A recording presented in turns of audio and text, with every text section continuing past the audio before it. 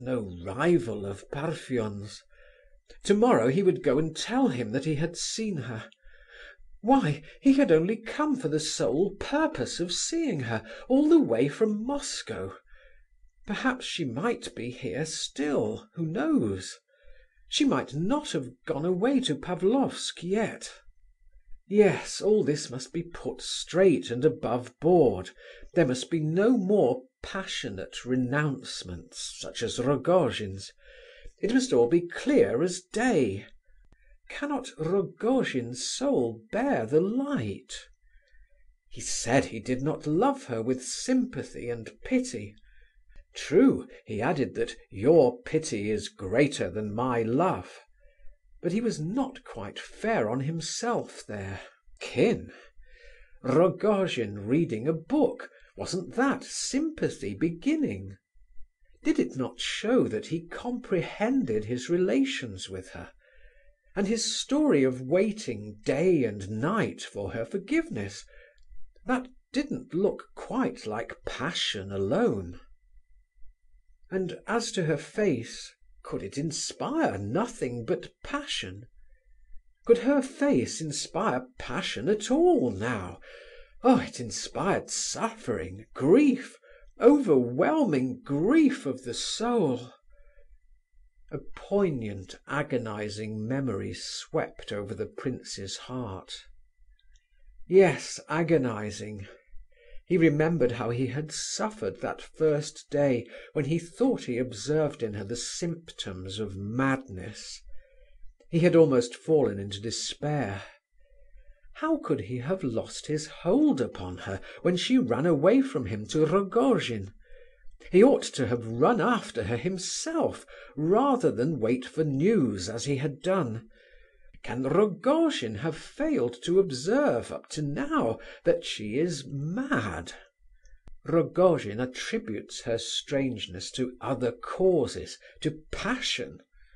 What insane jealousy! What was it he had hinted at in that suggestion of his? The prince suddenly blushed and shuddered to his very heart. But why recall all this? There was insanity on both sides. For him, the prince, to love this woman with passion was unthinkable. It would be cruel and inhuman. Yes. Rogojin is not fair to himself. He has a large heart. He has aptitude for sympathy.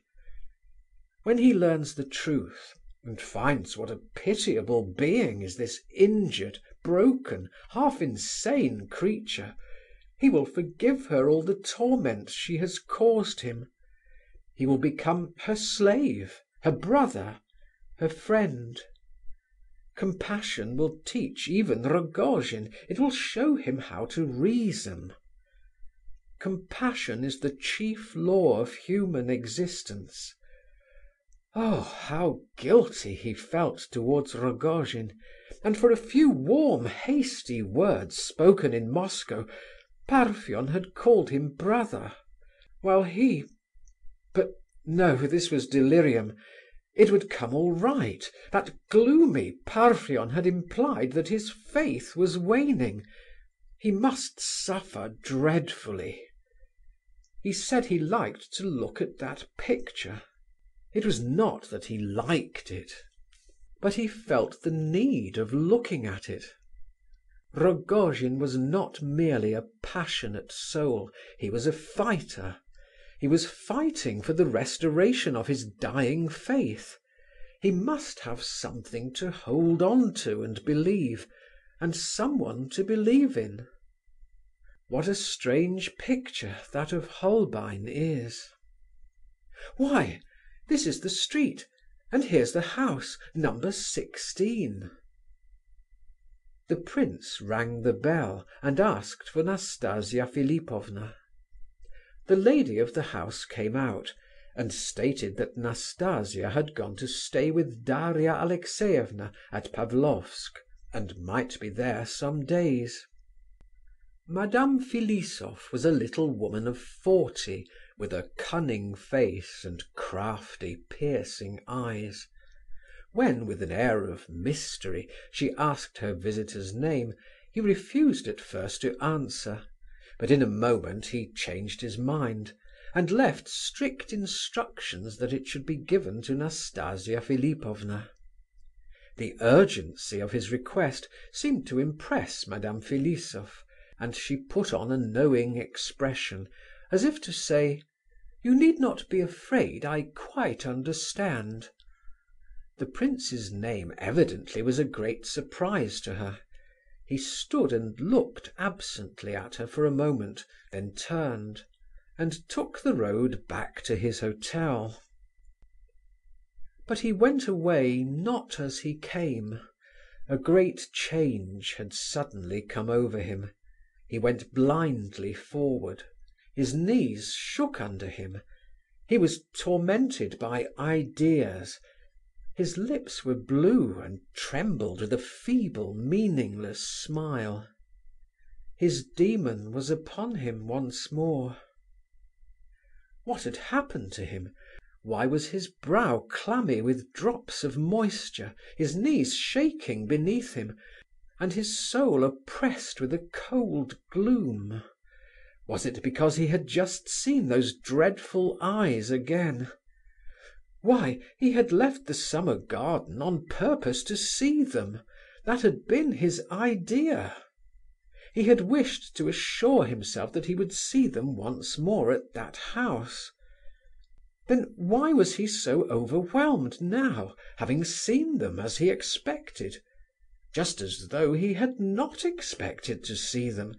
Yes, they were the very same eyes, and no doubt about it. The same that he had seen in the crowd that morning at the station. The same that he had surprised in Rogojin's rooms some hours later, when the latter had replied to his inquiry with a sneering laugh.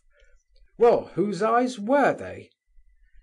Then for the third time they had appeared just as he was getting into the train on his way to see Aglaya. He had had a strong impulse to rush up to Rogojin and repeat his words of the morning. "Whose eyes are they?" Instead, he had fled from the station, and knew nothing more until he found himself gazing into the window of a cutler's shop, and wondering if a knife with a staghorn handle would cost more than 60 kopecks. And as the prince sat dreaming in the summer garden under a lime tree, a wicked demon had come and whispered in his ear, "Rogojin has been spying upon you, and watching you all the morning in a frenzy of desperation. When he finds you have not gone to Pavlofsk, a terrible discovery for him, he will surely go at once to that house in Petersburg Side and watch for you there, although only this morning you gave your word of honour not to see her, and swore that you had not come to Petersburg for that purpose." And thereupon the prince had hastened off to that house, and what was there in the fact that he had met Rogojin there? He had only seen a wretched, suffering creature, whose state of mind was gloomy and miserable, but most comprehensible.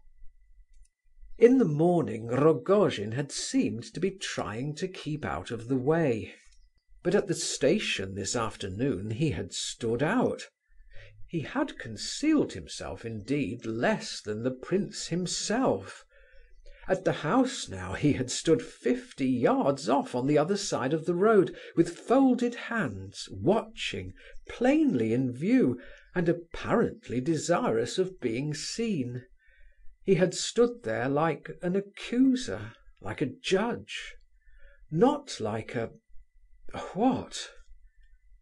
And why had not the prince approached him and spoken to him, instead of turning away and pretending he had seen nothing, although their eyes met?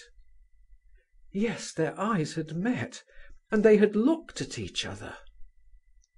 Why, he had himself wished to take Rogojin by the hand and go in together. He had himself determined to go to him on the morrow and to tell him that he had seen her.